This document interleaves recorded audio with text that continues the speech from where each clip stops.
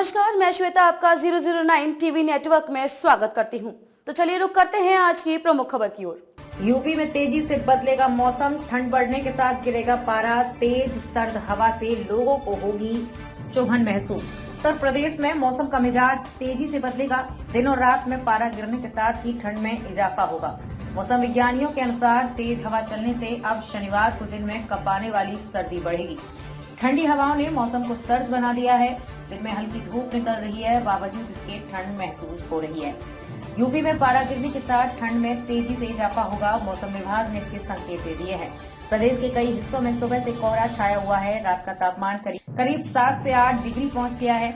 ऐसे में लोगों को सर्दी से थोड़ी चुभन महसूस हो रही है, क्योंकि सर्दी ने सताना शुरू कर दिया है। कानपुर, नोएडा, गोरखपुर, वाराणसी, अयोध्या और मेरठ मंडलों में रात के समय तापमान में खासी गिरावट दर्ज की गई है। कानपुर में सीजन की सबसे सर्द रात का रिकॉर्ड बनने के साथ ही अब शनिवार से भी दिन में सर्दी बढ़ने के आसार हैं। 10 साल पहले 2013 में 14-15 दिसंबर की रात में इतना कम तापमान दर्ज किया गया है। मौसम विज्ञानियों के अनुसार तेज हवा चलने से अब शनिवार को दिन में कपाने वाली सर्दी बढ़ेगी। चंद्रशेखर आजाद कृषि और प्रौद्योगिकी विश्वविद्यालय के कृषि मौसम विज्ञानी डॉक्टर SN सुनील पांडे ने बताया कि शुक्रवार को मौसम में सर्दी बढ़ने के संकेत मिलने लगे हैं। वातावरण में इस समय किसी भी तरह का मौसमी विक्षोभ सक्रिय नहीं है। इससे हवा बगैर किसी अवरोध के बह रही है।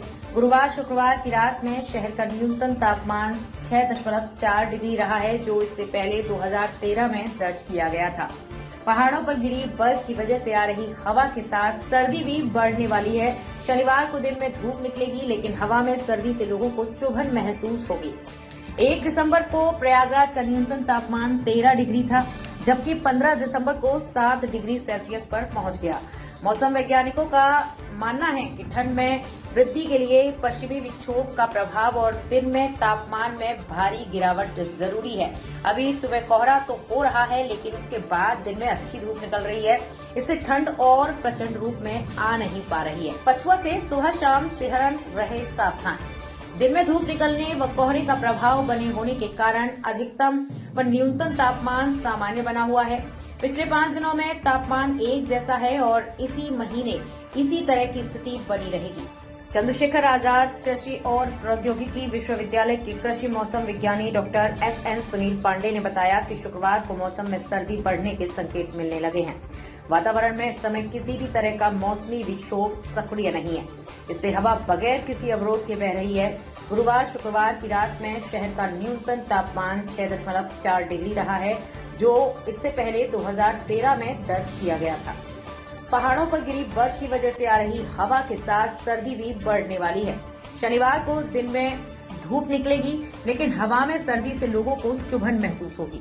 1 दिसंबर को प्रयागराज का न्यूनतम तापमान 13 डिग्री था, जबकि 15 दिसंबर को 7 डिग्री सेल्सियस पर पहुंच गया।